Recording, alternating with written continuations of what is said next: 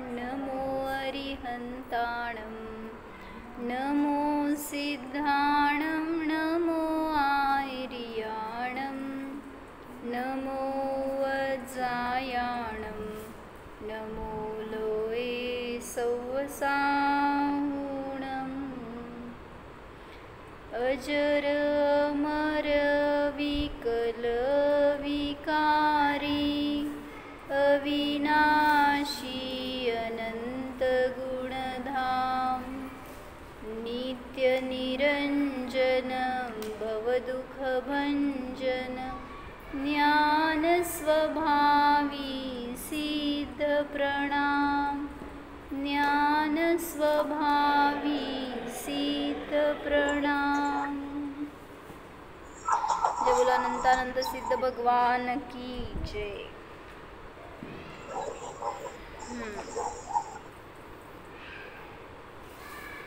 सिद्ध भगवान किती निर्विकल्प आहेत की नाही। कोणाचं लग्न करायचं नाही, कोणाच्या लग्नाला जायचं नाही, कोणाच्या फंद्यातच पडायचं नाही। आपल्या घरात असू दे नाही तर बाहेर असू दे, सगळ्याला टेन्शन आहे संसारी जीवाला। म्हणून सांगितलं संसार आहे तोपर्यंत आपण दुःखी आहे आणि दुसऱ्याला दुःखात पाडायला किती उड्या मारून मारून तयार सगळे। म्हणून आम्हा सांगतात नेहमी की जिथं आवश्यकता आहे त्या सोडून इतर कोणाच्या लग्नाला जायचं म्हणजे त्यांच्या आयुष्यात होणाऱ्या घडणाऱ्या सगळ्या दोषांचं, हिंसेचं, पापाचं आपण अनुमोदन केलं। म्हणून म्हणजे आवश्यकता नसताना तिथं कुठं आपण मध्ये पडायचं नाही। असं सिद्धांसारखं ज्ञाता राहायचं, जाणणार आहे। तर अवा सगळ्यांना जाऊ देत, कुठं जायचं आहे, तुम्ही आमच्याजवळ राहायचं। आम्हाच्या जवळ राहतो म्हटल्यावर कोण तुम्हाला काय म्हणत नसते। चला तर सिद्ध पूजेचा अर्थ बघत होतो आपण। 106 पानावर आहे भावाष्टक। ॲक्च्युली सिद्धांचं पूजन आपण म्हणतोय, पण जे भावाष्टक सांगितलंय ना त्याला तुम्ही अध्यात्म अष्टक म्हणा, नाहीतर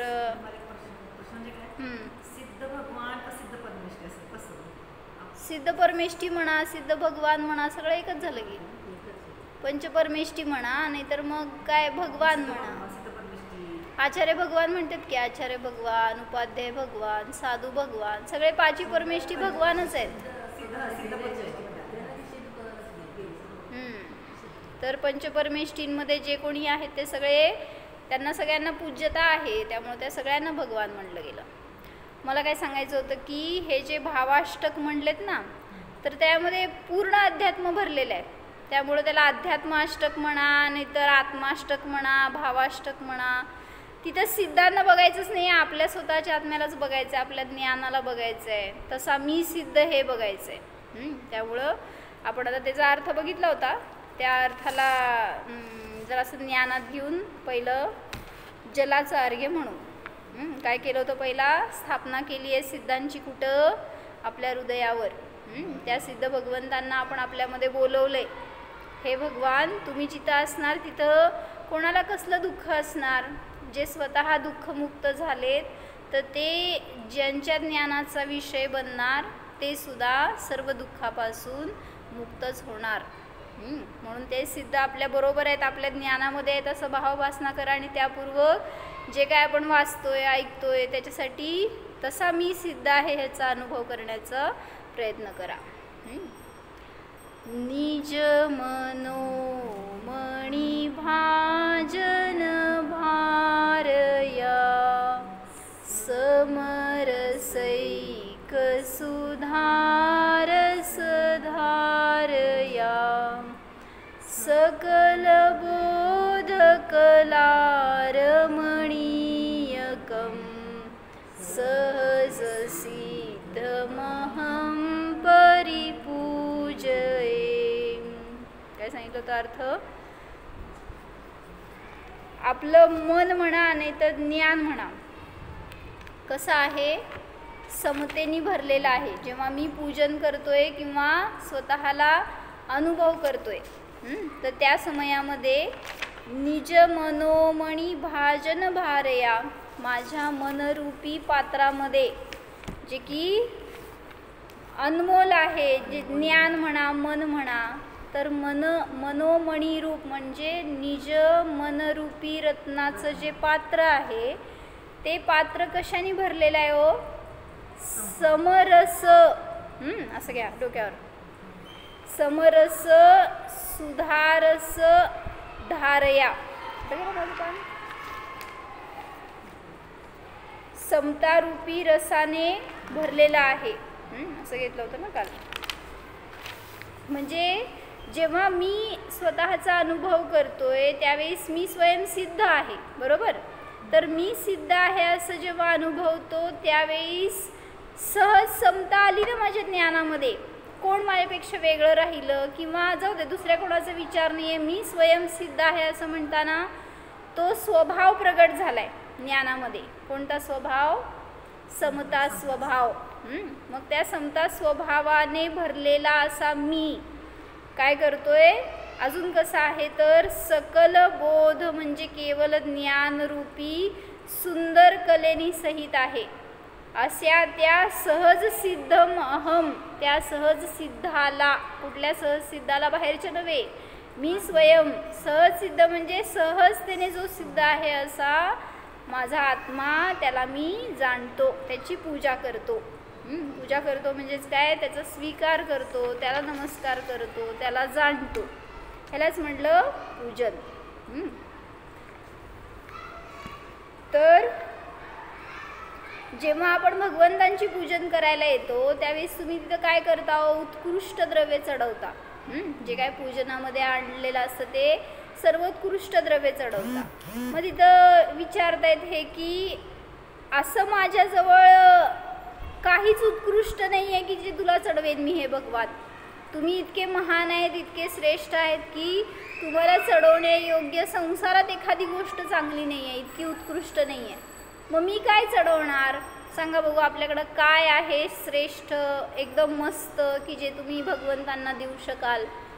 काय काय देणार मा? एक गळ्यातलं द्यायचं, एक हातातलं द्यायचं, एक कानातलं द्यायचं, नाकातलं द्यायचं, काय काय द्यायचं? देवाला श्रेष्ठ काय द्यायचं? ते देव म्हणतात मी सगळं सोडून आलोय, त्याची मला गरज नाही आहे. मग देवाला सर्वोत्कृष्ट काय देणार हो तुम्ही? तुम्हाला जर जायचंय आणि चढवायचंय, द्यायचंय, काय देणार देवाला? काय नाही, असं कसं? उपयोग. काय म्हणायचं? मी माझा उपयोगच माझ्याजवळ आहे, बाकी काय नाही आहे माझ्याजवळ. त्यामुळं मी माझा उत्कृष्ट उपयोग, माझे सर्वश्रेष्ठ परिणाम, भाव मी तुमच्याशी जोडतो, तेच माझ्याकडं संपत्ती आहे, दुसरी माझ्याकडं संपत्ती नाही. हे सांगायला छान घेतलेत, ऐका. अपने मनरूपी मणि के भाजन में पात्र में समता रस भरा हुआ है. आपकी पूजा के योग्य मेरे पास क्या है? कुछ भी नहीं है. तब अपना हृदय ही आपको समर्पित करता हूँ. यह है भी सर्वोत्कृष्ट. मी माझं हृदय म्हणजे सर्वस्व आहे माझं, ते मी तुम्हाला समर्पित करतो. धन पैसा याची कुठेही तुलना नाही. जिथं मी माझा उपयोग, माझं मन, माझं सर्वस्व तुमच्या समोर समर्पित करतोय, तिथं धनाची काय तुलना आहे? धन तर तुच्छ वस्तू आहे तुमच्यासाठी. त्यामुळं धनाशी त्याची समता नहीं, क्योंकि सर्वोत्कृष्ट चीज़ है ही क्या जो मैं आपको समर्पित करूं. तब मैं अन्य कुछ न मिलने से स्वयं अपने को ही आपके लिए समर्पण करता हूँ. काय कळलं? मी स्वतःलाच तुमच्या प्रती समर्पित करतो. मग त्याला एक त्यांनी उदाहरण दिले चांगलं. रामचंद्रजी होते ना, त्यांचे परमभक्त कोण? हनुमान. तर त्यांचा लाईफमधला एक दृष्टांत सांगितलं कि रामचंद्र जी जब लंका पर विजय करके आए तब सहयोगी राजाओं को यथायोग्य राज्य देकर पुरस्कृत किया.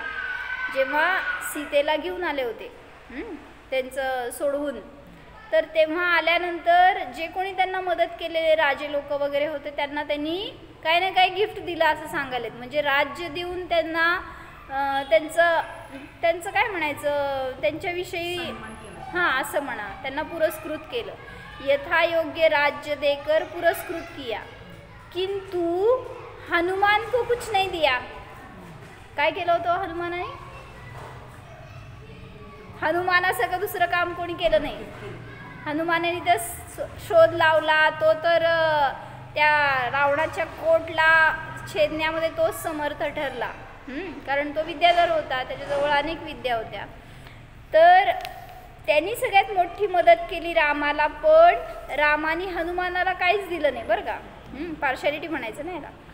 तब वे राम से पूछते हैं कि महाराज हमको निरुंगा क्यों रखा. आता निरुंगा म्हणजे रिकाम असेल बरं का, मला नाही माहिती त्या शब्दाचा अर्थ. मला का काय नाही दिलं तुम्ही, असं हनुमान जाऊन रामाला विचारतो. सगळ्यांना सगळं दिलं पण मला काहीच का नाही दिलं. तब राम कहते हैं मैं तुम्हें एक चीज़ देता हूँ, वह यह कि तुमने मेरे ऊपर जो उपकार किया हो वह खत्म हो जाए. अशी मी एक चीज तुला देतो जेणेकरून की तू केलेले सगळे उपकार संपतील. हनुमान जी विनोद में बोले यह तो और भी खूब रहा. रामचंद्र जी ने समझाया की जो म्हणजे काय सांगायचंय, रामाने मला काहीतरी द्यावं असं हनुमानाने अपेक्षा केली. म्हणजे काय हो, रामाने मला धन द्यावं, रामाने मला राज्य द्यावं, रामाने मला मदत करावी. म्हणजे याचा अर्थ काय होतो, माझ्यावर संकट यावं आणि मग मला रामाने मदत करावी, असं भाव झाले. जे काय त्यांनी याचना केली ना, ह्याच्या मागं हा भाव होता. म्हणून रामचंद्रजींनी त्याला काय दिलं नव्हतं हे सांगायला लागले. रामचंद्र जी ने समझाया कि जो मौके के लिए उपकार मेटने की बात कही जाती है तो वह अनिष्ट मौका उपस्थित होगा तब मैं आपकी मदद करूँगा. ऐसा कहकर मानो उसके अनिष्ट को चाहा जाता है. म्हणजे तुझ्या अनिष्टाचं मला पहिलं चिंतन करावं लागेल. तुझ्यावर काहीतरी संकट येणार आणि मग मी तुझ्या मदतीला धावून येणार, असं मला काहीतरी आशीर्वाद दिल्यासारखं होईल तुला, पण मी तुझ्या अनिष्टाचं चिंतन करत नाही. किंतु मैं तो यह नहीं चाहता कि तुम्हें कोई अनिष्ट प्रसंग ही उपस्थित हो जिससे कि मुझे मदत करने की ज़रूरत पडे. म्हणजे काय म्हणायचं, चित भी मेरी पड भी मेरी. राम असं बोलले की तुला कशाला काय पाहिजे आणि मी तुला काय द्यायचं, म्हणजे तुझ्यावर संकट यायला पाहिजे आणि मग मी तुला तिथं मदत करायला पाहिजे. कशासाठी सांगाले उदाहरण, तसं भगवंतांच्या समोर जातोय आपण आणि भगवंतांना म्हणतोय की तुम्ही माझ्यावर दृष्टीच टाकत नाही, तुमची माझ्यावर कृपाच नाही आहे. म्हणजे काय करावं, भगवंतांनी तुमच्यावर दृष्टी टाकावी, म्हणजे तुम्हाला मदत करावी. म्हणजे कधी मदत करणार भगवान, तुमच्यावर संकट आल्यावर. तर असं एक फॅमिली आहे, म्हणजे आजच त्यांचं प्रतिक्रमणासाठी फोन आला होता की त्यांच्या घरातला मनुष्य करता मनुष्य आहे, तर त्याला काहीतरी कर्ज झालं होतं आणि म्हणल्यावर त्यांनी खूप प्रयत्न केला ते कर्ज फेडण्याचा, पण ते काय कर्ज त्याचं फिटलं नाही. म्हणल्यावर मुलांनी काय केलं, त्यांच्या मुलगा अजून शिकतोय म्हणजे शिक्षण सोडलं आता त्यांनी, तर तो मुलगा शिकतानाच विचार करतोय की काय करायचं, कसं फेडायचं, म्हणून त्यांनी घर गहाण ठेवलं आणि ते कर्ज फेडलं बाकीच्यांचं. मग आता जे बँकेकडनं घेतलेलं कर्ज होतं घरावरचं ते फेडायचं काम ह्यांचं होतं, पण ते कर्जाला काय कुठून आमदनी मिळेना. म्हटल्यावर वडिलांनी काय फ्रस्ट्रेशनमध्ये येऊन आत्महत्या केली. तर आता मागं घरामध्ये बायको आणि एक मुलगा एक मुलगी आहेत आणि बाकीचे सगळे नातेवाईकांनी काय केलं, ते बाकीच्यांचं कर्ज फेडण्यासाठी म्हणून मदत केली होती. त्यामुळं आता ते सगळे मागं सरकले. तर आता त्यांचं घरावर कर्ज आलेलं आहे आणि त्याची मुदत संपली आहे, तर घर विकायला काढायची वेळ आली आहे. म्हणजे आणि ते सुद्धा पुन्हा मार्ग नाही आहे काय की कुठून पैसा आणला तर ते दिलं, तर तिकडं फेडायचं कसं. तर मुलगा आपलं शिक्षण सोडून तो रिक्षा चालवायचं टॅक्सी चालवायचं काम करतोय, किती मिळणार. ते म्हणले EMIच जातो, 28-29 हजार रुपये EMI घालावा लागतो दर महिन्याला, आणि त्या टॅक्सीमधनं वगैरे किती होणार आहे असं महिन्याला इन्कम. ते जे काही येतं ते सगळं तो EMIला घालतो. म्हणलं घरात राहणार काय पैसा आणि पुढं सरकणार कसं. त्यामुळं त्या आईला आणि त्या मुलीला टेन्शन आलं आणि ते सुद्धा असं डिप्रेशनमध्ये सारखं हेच विचार करायलेत की आपण आत्महत्या करायची. मग त्यांचा असा निरोप आला. मग माताजींनी सांगितलं की असं परिणाम करणं योग्य नाही आहे, त्याचं प्रतिक्रमण करा, इथं या. मग इथून काय कोणी मदत करत असेल तर साधर्मींकडून तुम्हाला मार्ग मिळेल काहीतरी. म्हणजे मला म्हणायचं की काय केलं आपण, इतरांनी मदत करावी म्हणजे मी पहिल्यांदा धोक्यात संकटात यायला पाहिजे, त्यावेळेसच इतर मदत करणार. म्हणून भगवंतांकडून तुम्ही अपेक्षा करताय की भगवंतांनी माझं कल्याण करावं, माझ्यावर दृष्टी द्यावी, माझं संकट दूर करावं. म्हणजे तुमच्यावर पहिला संकट यावं आणि मग देवाने येऊन मदत करावी. म्हणजे आपणच स्वतः आपलं असंच चिंतन करणारे आहोत. म्हणून सांगतायत काय की असं त्या रामाने त्याला समजवलं की मी तुझं अनिष्ट तर कधीच चिंतन करत नाही, त्यामुळे तुला माझ्या मदतीची आवश्यकताच नाही पडायला पाहिजे. असं सांगून त्यांनी हनुमानजी को इस वार्ता से अति संतोष हुआ.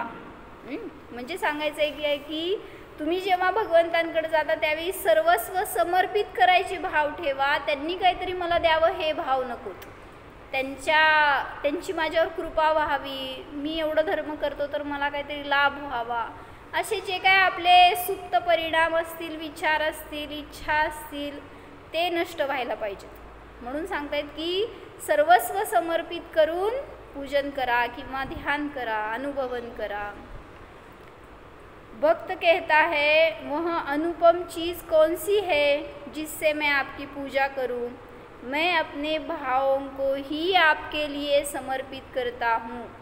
उसका रूपक बांधते हैं कि जो समझे वह मन, और वह मन कैसा, मणि के समान उत्तम निर्मल, ऐसा जो पात्र उसमें भरा हुआ समता रस की एक धारा, उससे सकल बोध कला रमणीयकम, संपूर्ण पदार्थों को बोध करने वाला जो ज्ञान यानी केवल ज्ञान, उसकी कला चैतन्य परिणति से सुंदर सहज शुद्ध प्रभु आपकी पूजा करता हूँ.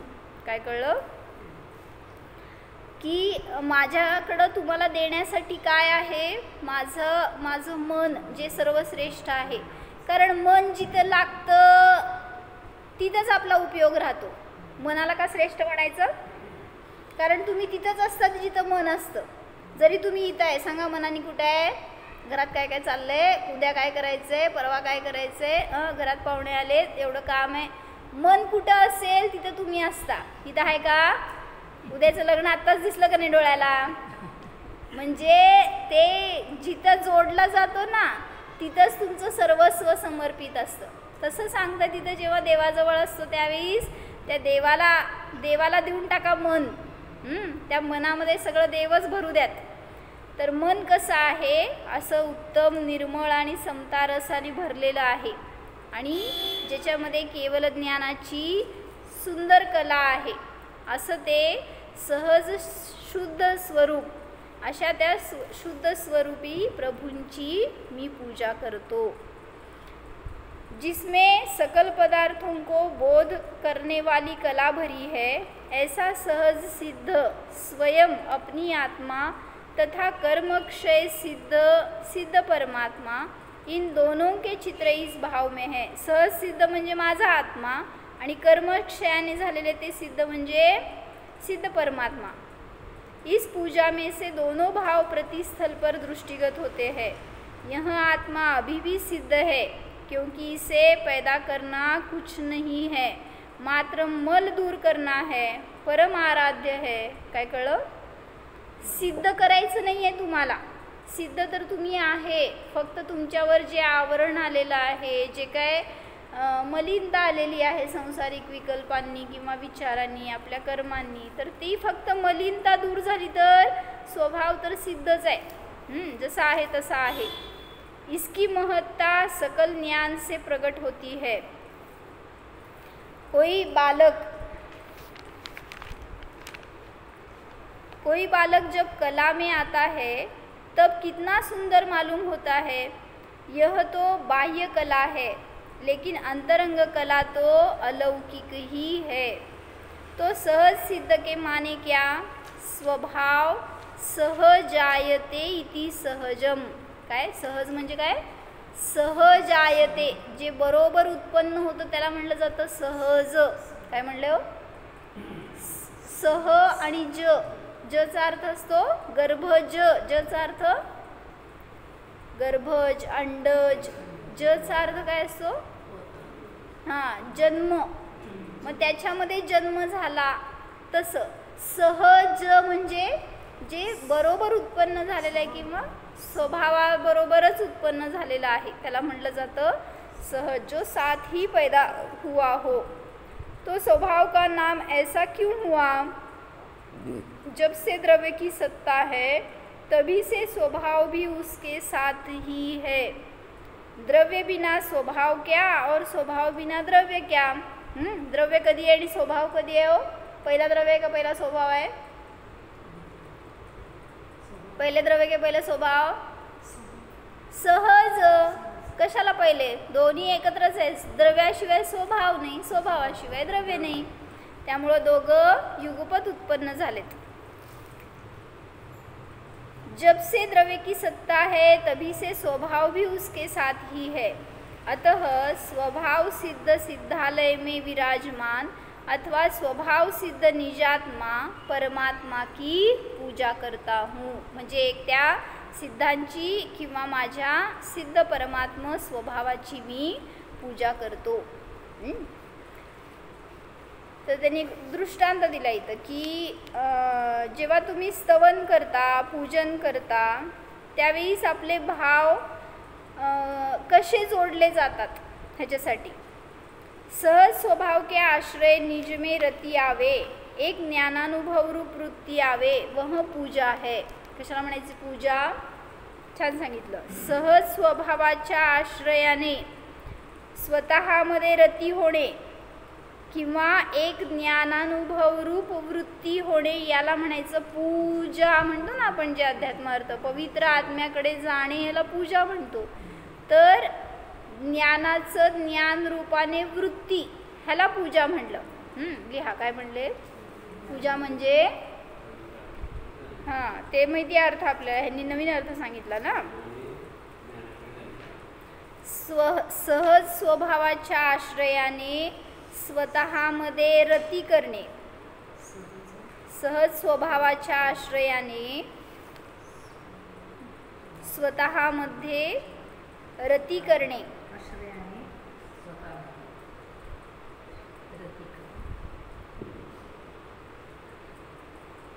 आणि दुसरा अर्थ सांगितलं एक ज्ञानानुभव रूप वृत्ती म्हणजे ज्ञानाचं ज्ञान रूपाने वर्तन त्याला म्हणायचं पूजा.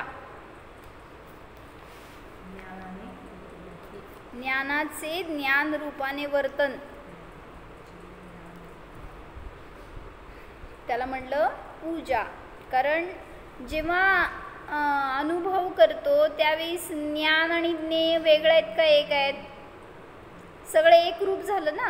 ज्ञान आणि ज्ञेय एक रूप असताना वर्तन करतात त्यावेळेस त्याला शुद्धात्मानुभव म्हणा, पूजा म्हणा, सम्यक दर्शन म्हणा, निर्विकल्पता म्हणा, स्वसंवेदन म्हणा, सगळं एक अर्थवाची आहे. ज्ञान सागर ऐसा रमणीक तत्व है जिसमें आने पर और किसी की आवश्यकता नहीं रहती. जसं उदाहरण देत आहेत की थंडीचे दिवस होते हवा आणि त्या दिवसामध्ये तलावाच्या किनाऱ्यावर एक मुलगा बसलाय आणि घाबरतोय की थंडगार पाणी असतं बरं का, ते माहिती आहे का तुम्हाला? तर ते त्या तलावाच्या पाण्यामध्ये आंघोळ करायला, डुबकी मारायला घाबरतोय आणि मागं उभारला तो जाऊन तटावर. मागं आपला सेफ उभारला. नहाने की ठंड के डर से कोई बालक बैठा हो और पीछे से कोई साथी उसे ढकेल दे. कुठे ढकललो? वाटलं का थंडगार लगेच आपल्याला? उसमें ढकेल दे और वह कूदकर तालाब में जा पड़े तो फिर वहाँ उसकी ठंड भाग जाती है. एकदा पाण्यात होय ना, ते एकदाच पडायचं म्हणून. कधी पडायचं? तसंच आहे, एकदा तुम्ही धर्मात पडा ना, असं पडा की परत सगळी भीती निघून जाते. म्हणून आम्हांकडे यायला अनेक जण असं घाबरतात की भीती वाटती, कसं तर काय होणार काय बोलायचं कळत नाही वगैरे असं. एकदा आले आणि परिचय झालं की संपलं. संसारात पडायला का घाबरत नाही हेच कळत नाही मला. लग्न का केला हो तुम्ही? लग्न करताना भीती वाटली नाही तुम्हाला? का न भीती वाटली म्हणते म्हणून आता भ्यावं लागतंय. म्हणजे सांगा प्रसन्नला, भ्यायसारखं स्थान आहे ते लग्न म्हणजे. तिथं का भीती वाटत नाही? आणि धर्म करायचं म्हणजे एखादं व्रत नियम घ्या म्हटलं तर कसं पालन होणार, किंवा कसं आपण ते करायचं, इकडं तिकडं गेलो तर कसं, किती भय. आणि ते संसारामध्ये किती निर्धार असतो. कोण कुठली मुलगी असती, कसं संसार होणार आहे आपल्याला माहीत नाही, आपण किती करणार, कधी आपल्याला वैराग्य झालं तर. असं का नाही भय वाटत मग संसाराविषयी? तिथं निर्धास्त असतो, कारण तिथं रुची असते. कारण त्याच्यातून आनंद मिळतं, हे भाव असतात. म्हणून सांगितलं की एकदा उडी मारा, कुठं? आत्म्यात उडी मारा, तर बाकीचं सगळं मायापासून भिन्न आहे जाणीवेत येणार आपल्याला. मग भीती वाटत नाही. म्हणून त्यांनी काय सांगितलं ह्याच्यामध्ये, समाधी शतकमध्ये एक त्यांनी श्लोक घेतला, मूढात्मा यत्र विश्वस्तो स्ततो नान्यत भयास्पदम. मूढात्मा जिथं विश्वस्त होतो की हे मला सुरक्षेचं स्थान आहे, इथं माझी रक्षा आहे. मूढात्मा यत्र विश्वस्तो स्ततो नान्यत भयास्पदम. त्याच्यापेक्षा दुसरं भयास्पद स्थान नाही आहे. तुमची रक्षा कुठं आहे सांगा? बाहेर कुठं तर गेलो परगावी समजा, आणि आपलं काय रस्ता चुकलं, काय माल गेलं, सामान हरवलं, काय झालं असं समजा, तर घरी येऊन टेकेपर्यंत तुम्हाला किती धाकधूक किंवा किती असं एक अरक्षित भाव. मग तुम्हाला काय वाटतंय? घरी आल्यावर, आपल्या माणसांमध्ये आल्यावर आपण सेफ आहे, सुरक्षित आहे. मग सांगताय तिथं की तुम्ही मूढात्मा आहात, कारण तुम्ही अशा ठिकाणी निर्भय होताय जे सगळ्यात मोठं भयाचं स्थान आहे. असं वाटतंय का घर हे भयाचं स्थान आहे? काय नाव टाकायचं घराला हो? भय स्थान. म्हणजे माझं घर काय आहे हो? सगळ्यात मोठं भयाचं स्थान आहे असं वाटायला पाहिजे. आत्म्याचं स्थान इथं आत्म्यात आहे, तिथं घरात आहे होय, म्हणूनच घरात बसायला लागलं. मग सांगतायत की मूढात्मा यत्र विश्वस्तो स्ततो नान्यद भयास्पदम यतो भीत स्ततो नान्यद अभयस्थानमात्मनः. जिथं त्याला निर्भयता वाटते त्यापेक्षा दुसरं भयाचं स्थान नाही आहे, आणि जिथं भय वाटतं त्यापेक्षा दुसरं निर्भय स्थान नाही आहे. जसं ध्यान करायला बसा म्हटलं तर भीती वाटते लोकांना. का हो? भीती वाटते का? नाही ना? मग ध्यान करतो का आपण? ध्यान करताना का नाही हो तुम्हाला उपयोग लागत? का तुम्ही करत नाही जास्त ध्यान? तर म्हणले डोळे बंद केलं की काळं भोर वाटतंय. नाही तर डोळे बंद केला कुठंतरी खोल दरीत पडल्यासारखं वाटतंय, म्हणते अधांतरी उडायला लागल्यासारखं वाटतंय, नाही तर सगळे निघून गेले का असं वाटतंय, एकटं राहिलो का आपण, कुठल्याही प्रकारचं भय. मग त्यांनी सांगतायत की जिथं निर्भयता वाटायला पाहिजे तिथे तुला भय वाटते, आणि जिथं घाबरायला पाहिजे तिथं निर्भय स्थान वाटते. म्हणून तू अजून अज्ञानी आहेस, तर ज्ञानाची ओळख कर. कशासाठी सांगायलेत की जेव्हा तो एकदा पडला पाण्यामध्ये, वह कूद कर तालाब में जा पड़े तो फिर वहाँ उसकी ठंड भाग जाती है, ठंड मालूम नहीं पड़ती, तो स्वभाव में जाने को मोही बालक घबराते हैं. स्वभावाला जाणं म्हटलं तर भीती वाटते.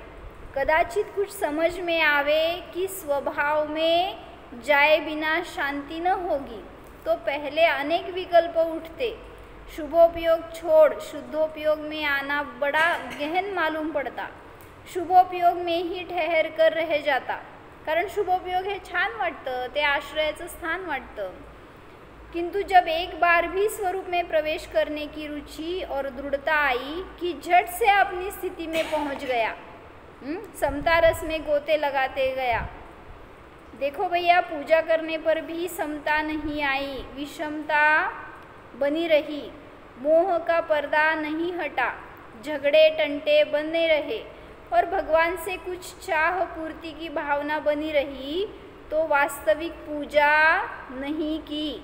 एक वाक्य त्यांनी सगळ्यात महत्त्वाचं सांगायलेत, म्हणजे काय, तुम्ही दर्शन केला, मग एकदा सांगितलं होतं ना जितूबाईंनी प्रवचनमध्ये, की जेव्हा तुम्ही ॲटलिस्ट भगवंतांच्या जवळ येता, काय पूजन प्रक्षाळ प्रवचन जे काय ऐकता करता, किती तुमची निर्मळता वाढती परिणामांची, किती विशुद्धी वाढती, किती वेळ असती ती. जर आपण इथंच राहिलो ना, जेवढा वेळ एवढ्या ठिकाणात घालवणार आहे या मंदिरांमध्ये, या भगवंतांच्या जवळ, सिरियसली प्रामाणिकपणे तिथंच जर आपला उपयोग राहिला तर विशुद्धी राहते. पण आपण इथं येऊन पण घरचे विचार करू लागलो, संसाराचे विचार करू लागलो, तर कशी विशुद्धी राहणार. म्हणून सांगतायत सिद्धांची पूजा करतोय ना, फक्त सिद्ध असू दे आपल्या ज्ञानात. किती वेळासाठी? 10-15 मिनिटासाठी. ज्यांचं कोणाचं पूजन करताना तुम्ही त्यांच्याबरोबर असतो का तेवढं वेळपर्यंत आपण? मग असेल तर विशुद्धी येते ज्ञानात, नाही असं नाही. म्हणजे तुम्ही काय सांगितलं होतं की म्हणले इथून चप्पल घालून बाहेर, काय म्हणायचं, मंदिरातनं बाहेर पडलो आणि चप्पल घातली नुसतं, तर म्हणले चप्पलच घालत नाही, सगळे विकल्प पण घालतो अंगात लगेच आपण. म्हणजे म्हणले काय, निश्चयी म्हणून आत जाताना, तर बाहेर जाताना सगळ्या विकल्पांनो या, मला धरा, माझ्यावर अटॅक करा, असंच आपण जणू काय सांगतोय. आणि मग बाहेर पडलं की कोणी धक्का दिला, कोणी काहीतरी तुमची चप्पल तोडली, समजा काय झालं, तिथं विशुद्धी राहिली का अशुद्धी झाली? हो, कसं झाली? लगेच भडकणार, लगेच क्रोध करणार, काहीतरी ओरडणार. म्हणजे म्हणले तुम्ही येऊन इथं काय झाला फायदा मग तुम्हाला? त्या सिद्धांना तुमच्या ज्ञानात घेऊन किती फायदा झाला? काहीच नाही झाला, कारण तुमचे परिणामच बदलले नाहीत. मग हेच सांगतात तिथं की जर भगवंतांच्या निकट आलो आणि तरी पण आपल्या परिणामामध्ये झगडे टंटे बने रहे, तो आपने पूजा ही नाही की. आणि जर भगवंतांची पूजा करताना काहीतरी भावना, काहीतरी इच्छा ठेवलात, म्हणजे काय, आमचा कार्यक्रम चांगलं पार पडू दे, काय इच्छा, किती तारीख, 29 तारखेला भेटतो भगवान तुला, म्हणजे आमचं सगळं काम सगळं सुरळीत पार पडू दे, अशी जर इच्छा केला तर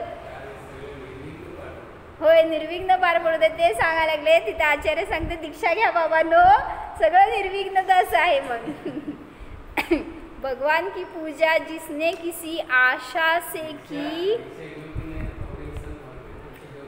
मग दीक्षा घेतानाच भावलिंगत्व प्रगट होणार, त्याच्याशिवाय काय. म्हणून तर ज्ञान त्याच्यासाठी करून घ्यायला पाहिजे. आपण ज्ञान नाही करून घेत, त्यामुळं बाहेर भरकटतोय, त्यामुळं दिशा मिळत नाही आहे. आणि दीक्षा त्यालाच म्हणली जिथं भावलिंगत्व आहे, त्याच्याशिवाय तर दीक्षाच नाही. ते तर द्रव्यलिंग झालं, म्हणजे फक्त वेश झाला बहिरंगातून. असं वेश घेणारे तर लय जण आहेत, ते काय पशुसुद्धा सांगितलं नग्न आहेत, काय फायदा. पण परिणामामध्ये आहे ना परिग्रह अजून, त्यामुळं बहिरंगामध्ये वेश घेऊन सुद्धा अजून तिथं उपयोग नाही. भगवान की पूजा जिसने किसी आशा से की, उसने कुदेव की पूजा की. महत्वाचं वाक्य सांगितले मी, काय म्हणा,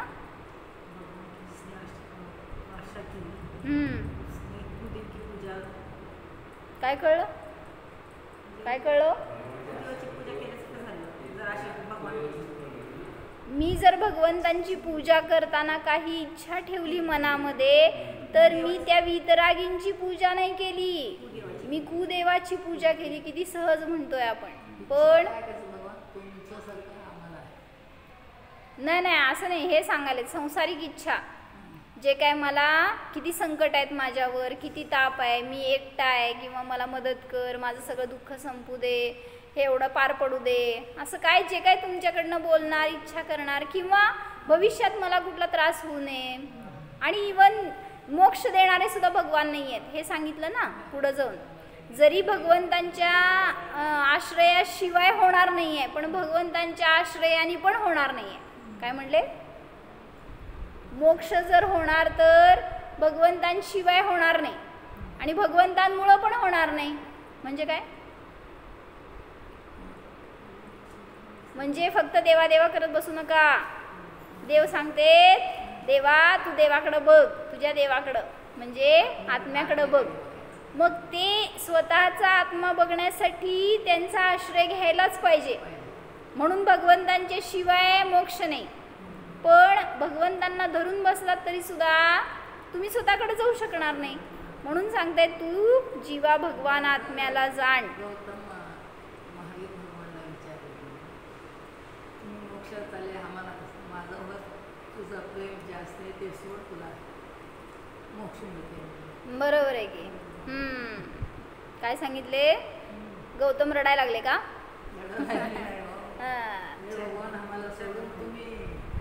महावीर जेव्हा मोक्षाला चालले त्यावेळेस गौतम स्वामी म्हणाले की आम्हाला सोडून जाऊ नका, आम्हाला सोडून चाललाय तुम्ही, मग आमचं कल्याण कोण करणार? तर भगवंतांनी काय सांगितलं? म्हणले तू पहिला माझा आसक्ती सोड. तर म्हणजे सांगितलं गुरूंचा आश्रय सुद्धा तुम्हाला मोक्ष देणारा नाही, देवाचा आश्रय सुद्धा मोक्ष देणारा नाही. जोपर्यंत त्यांच्यामध्ये अडकणार तोपर्यंत स्वतःकडे जाणार नाही. एवढ्यावरून तर समजून घ्या की जीवांनो, तुमचं कल्याण तुम्हीच करणारे आहात. जगात कोणी तुमची मदत करणारी नाही.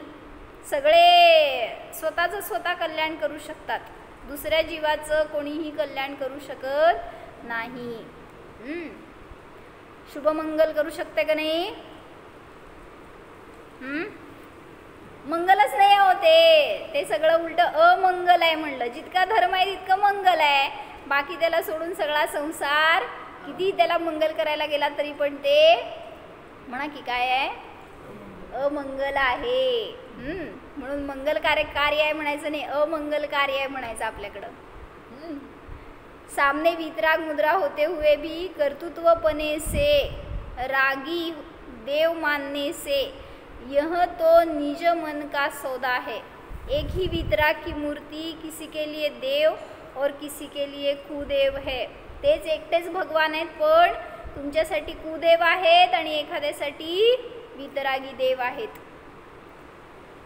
घर की सारी आकुलताओं से परेशान होकर शांति लाभ के लिए मंदिर में आए और समता रस से पूजा नहीं कर पाए तो क्या विशेषता पाई? फिर भी इतनी विशेषता भी है कि वितरागता की श्रद्धा आने का अवलंबन तो मिळता है. जाऊ दे, दुसरीकडे कुठं गेला नाही, भगवंतांच्या सानिध्यात तर आला. एवढंच एक फक्त तुमच्याकडं प्लस पॉइंट. स्वाध्याय सामायिक तत्व चर्चा का अवसर तो मिलता है, लेकिन यह ध्यान में आना चाहिए कि हमें क्या बनना है. हमें अपना रूप सिद्ध स्वरूप की तरह प्रकट करना है. ऐसे ही हम पूजा करते हैं. जैसे किसी के हाथ में हीरा हो लेकिन समझ रहा है कांच है, तो बुद्धी में फरक होते हुए भी हात खाली नहीं है.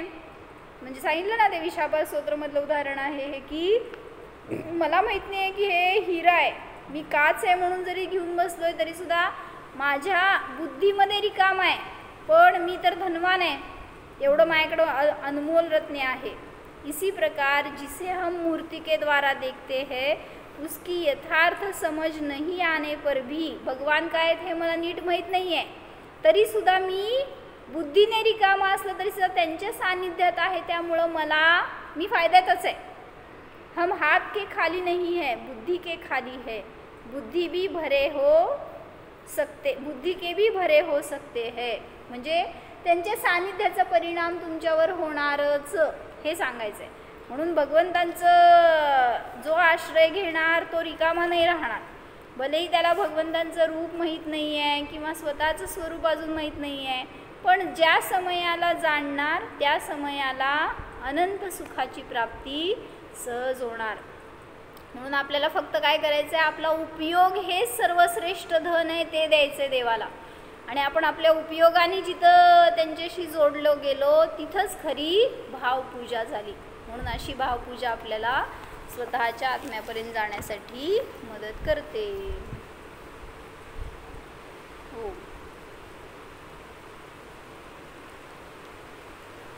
जाणा स्वतःचा सिद्ध परमात्मा जाणा. पहा, हा मी संसारी विकल्पांपासून रहित निर्भय स्वरूपी शुद्धात्मा आहे.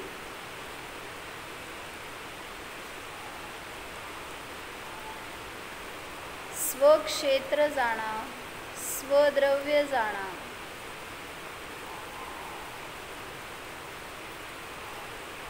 निर्विकल्पस्वरूपोऽहम्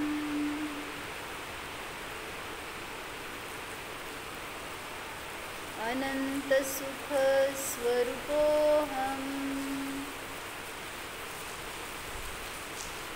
ॐ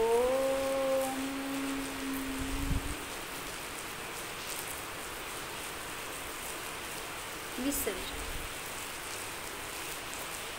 नमो